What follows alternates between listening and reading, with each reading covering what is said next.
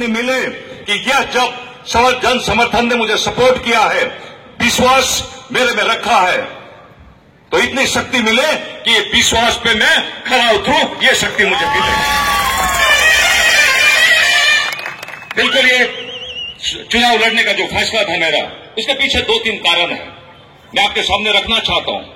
सत्ता तो बहुत देखी मैंने, लेकिन मैंने सोचा कि जिस प्रदेश ने मुझे 20 साल एमपी बनाया, जिस प्रदेश ने मुझे इतना सम्मान दिया, मेरी भी जिम्मेदारी बनती है। इस प्रदेश की स्थिति आज ठीक नहीं है, यह प्रदेश के लोग परेशान हैं, यह प्रदेश विकास से पीछे जा रहा है, तो मेरी ये जिम्मेदारी है कि इस स्थिति में मैं चुनाव लड़ूं, आगे निकलूं और वापस हमारे प्रदेश को पटरी पे ला दूं, विकास में लगा दूं। और ये जो परेशानियां हैं, ये जो तकलीफें हैं, वो दूर करने का काम हम करें, ये सोच के चुनाव लड़ने का फैसला किया मैंने। और यहां से जो बातें कही गई बिल्कुल साफ और सही है कि प्रदेश का क्या था हमारा और आज किस स्थिति में आ गया। सिलवासा शहर हमारा क्या था, क्या किस स्थिति में आज आके खड़ा हो गया। हर एक व्यक्ति परेशान, हर एक व्यापारी परेशान, उद्योगपति परेशान, पढ़ा लिखा नौजवान परेशान, हमारी बहनें परेशान, सुनवाई करने वाला कोई नहीं। और जो लोग आज 40 एमपी बनते हैं, तो आप समझ लीजिए कि एमपी का जो पद है वो कितना बड़ा है। उनकी जिम्मेदारी होती है कि यहां की समस्या, यहां की योजना, यहां की बातें जाकर के सरकार के सामने रखनी चाहिए, जाकर के पार्लियामेंट में बतानी चाहिए, यह उनकी जिम्मेदारी होती है। लेकिन हमने देखा पिछले 10 साल में, हमने देखा पिछले 5 साल में परेशानियां बढ़ती गई। इस तरफ के सारे मेरे कार्यकर्ता और सारे मेरे जवान, सामने बैठे हुए सारे मेरे कार्यकर्ता और सारे जवान, सामने बैठी सारी हमारी बहनें, और मेरे लेफ्ट साइड भी, अरे बाप रे, इतनी भारी संख्या में बहनें बैठी हैं।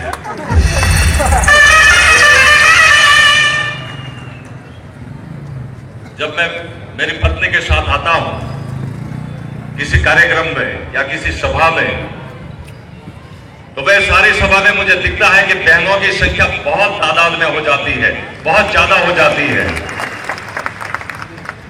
मैं सारी बहनों का धन्यवाद करना चाहता हूं, बहुत बहुत धन्यवाद सारी बहनों का।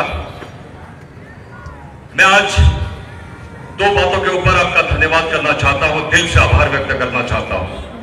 एक, इतनी भारी संख्या में आप आए हो, जिससे आज मेरा विश्वास बढ़ा है। जो कदम मैंने बढ़ाए हैं, जो मैंने निर्णय लिया है, उसमें मुझे ऐसा लगता है कि आपका भरपूर और 100% समर्थन मुझे मिला है, ऐसा मुझे लगता है। इसलिए इस बात के लिए मैं आपका धन्यवाद करना चाहता हूं। मैं आपका धन्यवाद इसलिए भी करना चाहता हूं कि इस भारत देश में अपक्ष लड़ने के लिए, निर्दलीय चुनाव लड़ने के लिए व्यक्ति बहुत बार सोचता है, बड़ी बड़ी पार्टियां सामने रहती है और पता नहीं निर्दलीय की हालत क्या हो जाती है।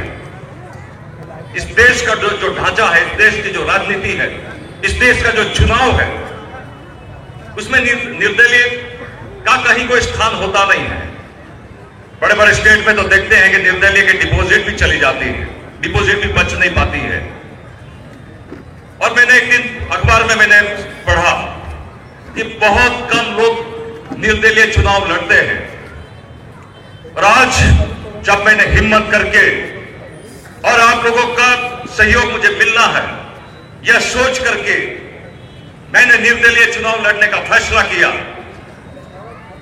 और ये सारी हमारे प्रदेश की जनता ने, वह चाहे शहर हो, वो चाहे गांव हो, सारे लोगों ने इतना जबरदस्त मुझे समर्थन किया कि एक बात आपको बताना चाहता हूं, मैं एक बात बताना चाहता हूं आपको दिल से, कि इतना समर्थन, मैं तो निर्दलीय चुनाव लड़ रहा हूं, मैं तो इंडिपेंडेंट चुनाव लड़ रहा हूं, बड़े बड़े पार्टी के लोग भी चुनाव लड़ रहे हैं, लेकिन मैं दावे के साथ ये कह सकता हूं कि ये मुकाबले में ये जो जन समर्थन मुझे मिला है, इस मुकाबले में बड़ी बड़ी पार्टी भी साइड हो जाती है। यह समर्थन आपने मुझे दिया है, यह सपोर्ट आपने मुझे दिया है, इसलिए मैं आपका दिल से धन्यवाद करना चाहता हूं। यह मेरा दूसरा धन्यवाद है आपसे। मैंने भी सोचा नहीं था कि 20 साल में एमपी रहा प्रदेश का, 10 साल बीच में। किलवानी नाका सिलवासा पर हुए जनसभा में हजारों लोग आए मोहन एसडेलकर निर्दलीय उम्मीदवार को सुनने के लिए। 23 अप्रैल 2019 को यहाँ वोटिंग है। देखते हैं लोग जो मतदाता हैं वो किस तरफ जाते हैं और फिर 23 मई को पता लगेगा कि कौन बाजी मार गया, कौन बाजी हार गया।